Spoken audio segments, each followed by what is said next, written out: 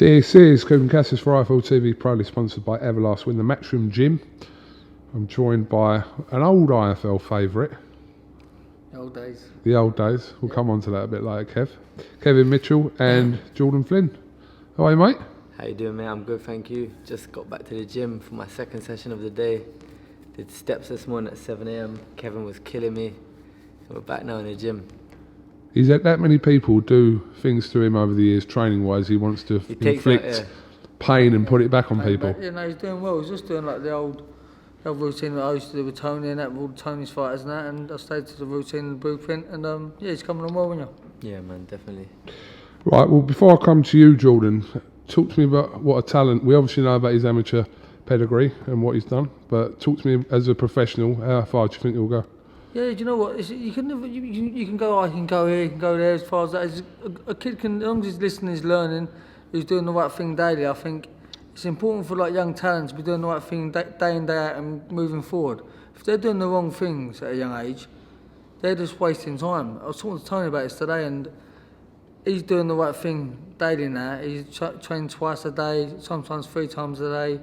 It's a regular thing, isn't it? And that's why he's climbing. That's why he's doing good. And whilst he's doing it, he's learning, he's enjoying it. Enjoying it's another thing that's very important. But he can go as far as he wants to go, as long as he keeps improving. Very strong, very powerful, got plenty of guts, very explosive. Yeah, I expect good things of him, but he needs the experience. Yeah. That's something that obviously isn't on your side in the professional game, because you're very early on in those stages. So it's about kind of building up momentum, building up rounds and wins, and getting your confidence in the program as well, which I'm sure you have lots of. Yeah, no, definitely, man. It's just about getting fights in now, getting as many fights as I can this year. Hopefully 4, 5, 6 fights. We stay in the gym 24/7, working every day, so I'm always ready to fight. But yeah, I was meant to fight a week before Christmas, and I was in the full camp for that with Conor Ben and Joe Cordina. I'd done their full camp with them, and then the guy didn't even turn up on the day of the weigh-in, so it was a bit annoying. But now I'm fighting on the Feb 11th show, so it'd be good to get out again and then just keep moving from there. MTK's first show of the year, Feb 11th at York Hall, headlined by Danny Dignam and Grant Dennis. A lot of other talent on there, obviously Gary Cully's on it, etc. So yeah, it's a stacked card at York Hall on the 11th of Feb. Yeah, no, definitely. Yeah, I'm looking forward to it, man. Been training hard, been getting better in the gym. People haven't really seen what I'm about yet, so I need to keep on getting these fights and then show people what I can do. Like, I know the level that I can get to, like the people I'm sparring day in, day out. I just need to be on these like big platforms and show my skills and show what I can do. Fighters that you guide, is it a case of, obviously people know about the successful career that you had, but people also know about kind of some of the mistakes you made out of the ring as well? Is it about implementing that and making sure that they avoid those as well? I mentioned a lot to the fighters about the life I lived and how I did things and that, and how I made mistakes doing with the wrong people and that. But I'm 100%, like, I'll put Jordan in the right hands and make sure he's safe. And he lives clean, my son lives clean. I've got a little batch of young fighters coming through from them just turning pro. They live clean. I won't let fighters do what I did. Do as I say, not as I did, but it's really important. Kids don't understand how important it really is, because I used to go missing for 3 months, parties. You remember me, Coog, you was always with me. No comment. And so like, this day and age, it's all changed, hasn't it? Like strength and conditioning coaches, they're all involved now. There's now the diets. There's actually proper diet programs. There was nothing like when I was an early pro, that weren't even involved. So like conditioning wasn't even involved. You do press ups and a few pull-ups, that was it. You ever did weights, that'd slow you down and things, but it's just all changed and I think it's changed for the good. And the kids now are living like athletes and you're getting better, and I think that's why you've got so many great fighters coming out of Britain. Yeah. Jordan, having someone like obviously Kevin, who's literally, let's say, been there, seen it, done it, that kind of typifies Kevin in his career, and was never in a dull fight. Everyone was always tuned in, of course. Win or lose for you, everyone knew what they were getting from you, Kev. Yeah, I was lucky they backed me, didn't they? Fans like me, yeah. And any bit of advice I can give them in the ring or outside the ring, outside life, I don't just speak to them about their boxing. I've talked to them about everything, their personal life, and that's from learning from Tony and that.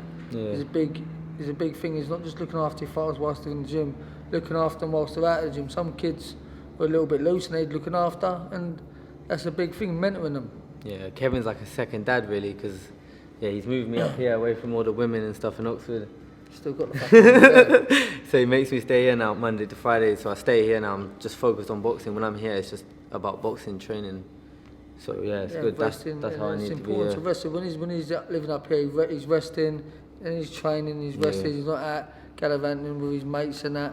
That was me when I was always out on the party scene. I don't want him doing that because I know that's not good for your boxing. Your mind's not thinking about boxing. When he's away from home, he's standing in the hotel.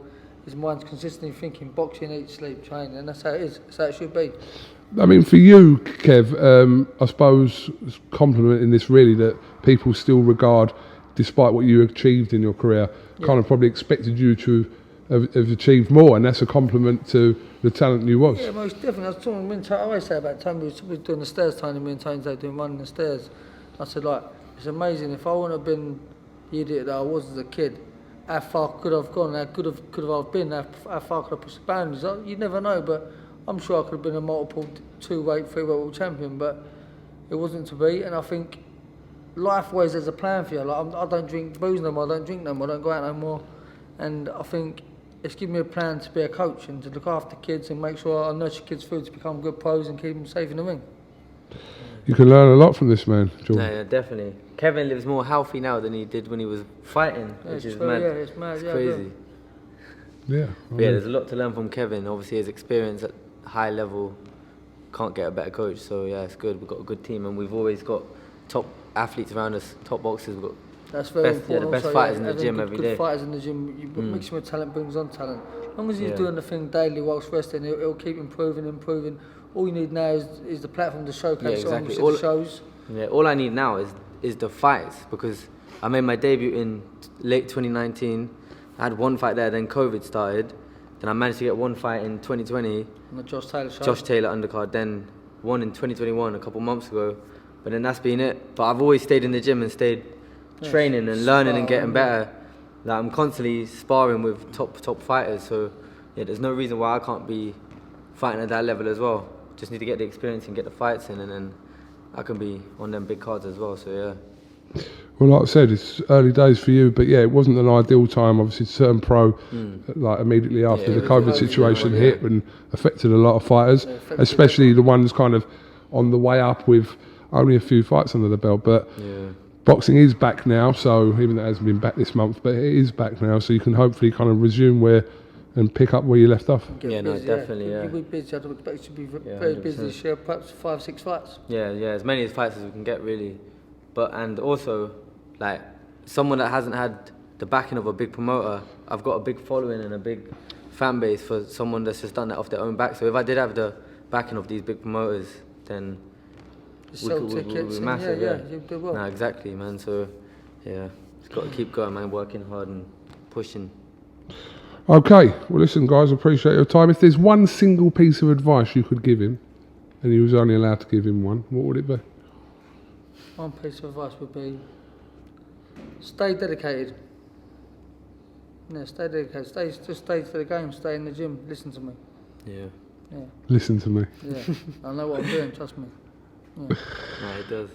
All right, well listen, Jordan, Kevin, thank you very much for your time. I'll let you get on with the rest of your session for the day, and we'll definitely catch up with you ahead of Feb 11th, obviously live on IFL TV and ESPN Plus as well. So yeah, roll on Feb 11. Yeah, man, thank you. Cheers. No worries.